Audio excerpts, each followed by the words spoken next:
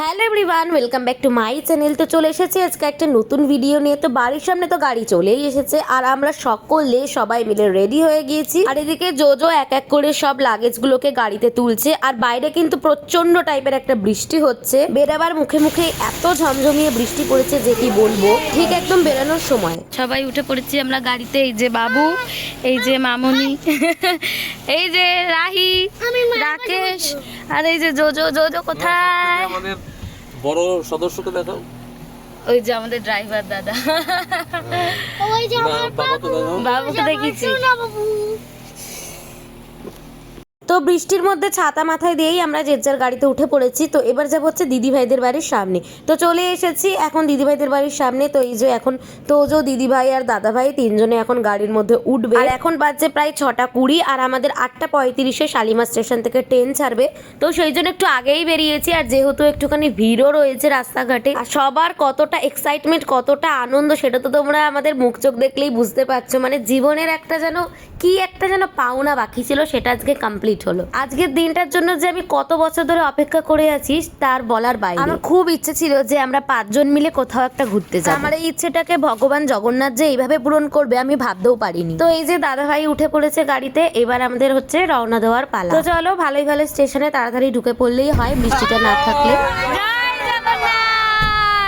তো গাড়িতে উঠেই সকলে জগন্নাথের নাম নিয়ে একদম চলে এসেছি শালিমার স্টেশনে। আর এই যে এখানে আমরা সবাই মিলে বসে রয়েছি, বাবু, মামনি, দিদিভাই, আর ওদিকে তোজো আর রাহি, আর এদিকে রাকেশ আর দাদাভাই গেছে একটুখানি বাইরের দিকটা করে। এখনো ট্রেন আমাদের স্টেশনে দেয়নি, আমরা একটুখানি আগেই এসেছি, প্রায় আধ ঘন্টা আগে। যেহেতু আমাদের সাথে এবার প্রথমবার জীবনে বাবু ঘুরতে বেরিয়ে, তো সেই জন্যই আর কি একটু তাড়াতাড়ি এসেছি স্টেশনে। কারণ যদি ওই প্ল্যাটফর্মে দিত তখন আবার একটু দেরি হতো। তো এখন আমি গিয়েছিলাম একটুখানি বাবুর জন্য কফি নিয়ে আসতে। তো বাবুকে আমরা ঠিক করেছি একদম সেই লেভেলে ট্রিটমেন্ট দিয়ে নিয়ে যাব যাতে বাবুর কোনো কষ্ট না হয়। তো যাই হোক, এখন আমরা উঠে পড়েছি ট্রেনে। আর ওই যে তখন বললাম রাকেশ আর দাদাভাই একটু বাইরের দিকে গেছে, তো এই যে আমাদের জন্য গরম গরম চপ আর মুড়ি নিয়ে এসেছে। তো ট্রেন একদম ছেড়েই দিয়েছে, এই দেখো স্টেশন থেকে এখন শালিমার স্টেশনেই রয়েছে, এখান থেকেই ট্রেন ছেড়ে দিয়েছে। ওদেরকে দেখতে এলাম।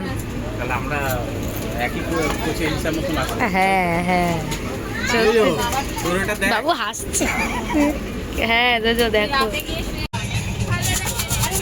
তো যাওয়ার দিন সবার যেই লেভেলের এক্সাইটমেন্ট থাকে আমাদেরও ঠিক সেই লেভেলেরই আছে। আমার তো একটু ক্রস করে গেছে মনে হচ্ছে। তো যাই হোক, ট্রেনে আমাদের খাবার দাবার কমপ্লিট। আর এই যে বাবুর সাথে আমি বসেছিলাম, যেহেতু আমাদের সবকটা আর এসি ছিল কারণ কনফার্ম হয়নি, আমরা টিকিট অনেক আগের থেকে কেটেছিলাম। তো যাই হোক, রাতে আমরা কি ডিনার করলাম সেটা একটু বলে দিই। রাতে আমরা করেছিলাম হচ্ছে, দিদিভাই নিয়ে গেছিল বাড়ি থেকে এক তরকা, আর আমি বানিয়েছিলাম হচ্ছে চিলি চিকেন। দাদাভাই রুটি নিয়ে এসেছিল। বাবু বসে চলো।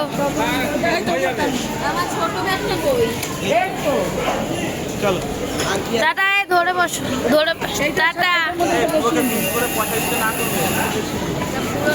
তো ফাইনালি জগন্নাথের নাম নিয়ে পৌঁছে গেলাম পুরী স্টেশনে। এখন বাজছে 4:30 আর আমাদের 5টা কততে নামানোর কথা ছিল, কিন্তু অনেক তাড়াতাড়ি নেমে পড়েছি আমরা ট্রেন থেকে। আর ওদিকে তো তোমরা দেখলেই যে রাকেশ গাড়ি করে স্টেশন থেকে বাবুকে নিয়ে, তোজোকে নিয়ে আর রাহিকে নিয়ে চলে এসেছে। বাবু অতটা স্টেশনে হেঁটে আসতে পারতো না সেই জন্য। তো ফাইনালি চলে এসেছে আমরা সমুদ্রের কাছে। এই মোড়টা দিয়ে ঘোরার সময় প্রতিবার যে কি শান্তি লাগে আর কি ভালো লাগে বলে বোঝাবার মতো নয়। এদিকে বাবুর সাথে তো আমি আর রাকেশ আগেই সমুদ্র দর্শন করেছি, কিন্তু মামনি আর বাবুর এই প্রথমবার একসাথে সমুদ্র দর্শন করলো। তার সাথে সাথে কিন্তু দিদিভাই, দাদাভাই আর তোজো ও আরেকজনও আছে, সেটা হচ্ছে রাহি। কারণ এর আগের বার যখন বাবু আমাদের সাথে প্রথমবার দীঘায় গিয়েছিল তখন রাহি ছিল না। তো যাই হোক, হোটেলে চলে এসেছি আর রুমে একদম ফ্রেশ হয়ে একটুখানি বসে রেস্ট নিচ্ছিলাম। তো এখন সবাই মিলে একটু রেস্ট নিয়ে নিচ্ছিলাম কারণ এতটা পথ জার্নি করে এসেছি। তো এখন বাজে দুপুর 2:30 কি 3টে, আর এখন কিন্তু আমরা স্নান করে সমুদ্র থেকে চলে এসেছি। এখন আমরা সবাই মিলে যাচ্ছি হচ্ছে গিয়ে লাঞ্চ করতে। আর এদিকে বাবুর লাঞ্চটা ঘরেই করে নিয়েছে, দই আর ভাত খেয়েছিল, যেহেতু আজকে শুক্রবার আমাদের নিরামিষ। আজকে একটা বিশেষ দিন ছিল জানো তো, সেটা হচ্ছে মন্দিরে সবাই বলছিল যে আজকে নাকি জগন্নাথ দেবের বিয়ের তিথি, মানে আজকের দিনে নাকি বিবাহ হয়েছিল ওনাদের।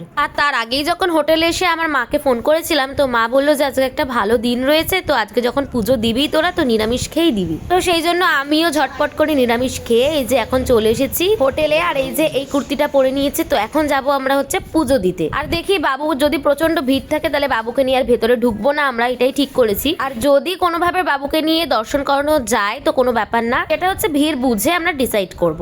আর একটা কথা কি জানো তো, মন থেকে যদি কখনো কিছু চাওয়া যায় ভগবানের কাছ থেকে, আর সেই চাওয়াটা যদি সত্যি আর সৎ হয়ে থাকে, তাহলে ভগবান সেটা ঠিকই পূরণ করেন। আর এই যে আমি একটু আগেই বললাম যে রাহি হওয়ার পর থেকে আমি খুব করে চাইতাম যে আমরা 5 জন কোথাও একটা ঘুরতে যাব। আবার মনে মনে এটাও চাইতাম যে দিদিভাই দাদাভাই আর তোজো গেলেও খুব ভালো হয়, কিন্তু সেটা আর আমি সাহস করে বাবুকে কোনোদিন বলিনি, কারণ আমার বাবু বাড়ি ছেড়ে একা একা কোথাও কোনোদিনও যাবে না, তাও আর ফাঁকা বাড়ি রেখে তো কোনো প্রশ্নই ওঠে না। কিন্তু এই যে বললাম জগন্নাথ দেবের কৃপা, তো সেই কারণেই তোজো দিদিভাই দাদাভাই আমরা সকলে মিলে এই ভগবানের কাছে আসতে পেরেছি। জগন্নাথ দেবের ইচ্ছা ছাড়া এটা সম্ভব হতো না। এই একবার দীঘা নিয়ে গিয়েছিলাম জোর করে, তারপর থেকে বাবু আর কখনো কোথাও যায়নি। এই ট্রিপটা তো পুরো আনএক্সপেক্টেড ছিল, কারণ যখন আমরা প্ল্যান করছিলাম আমরা আমাদের মতনই টিকিট কাটছিলাম, বাবুর টিকিটটা আমরা ভাবেই নিজে কাটতে পারবো। যখন টিকিটটা কাটছিলাম আমি ফোন থেকে, তখন আমি মামনিকে বলছিলাম যে বাবুকে একবার জিজ্ঞাসা করো না যদি ঘুরতে যায় আমাদের সাথে। আর আমি সবে মাত্র বলে গিয়েছি, আর তার ঠিক 10 থেকে 15 মিনিট বাদে মামনি ডেকে আমাকে বলছে যে তোর জন্য একটা সুখবর রয়েছে, যেটা তুই শুনলে সব থেকে বেশি খুশি হবে। আমি তো তখনই মনে মনে ভেবেছি যে বাবু নিশ্চয়ই যেতে রাজি হয়েছে, আর এই ভাবনাটা যে সত্যি হবে আমি ভাবতেই পারিনি। তো যেহেতু মন্দির থেকে অনেকটাই দূরে নামিয়ে দিয়েছিল, তো সেই জন্য একটা রিক্সা করে রাকেশ বাবুকে নিয়ে চলে যাবে হচ্ছে সোজা মন্দিরে। আর আমরা খুব ভালো টাইমে এসেছি, কারণ কিভাবে রথ বানাই এই জীবনে প্রথমবার দেখলাম।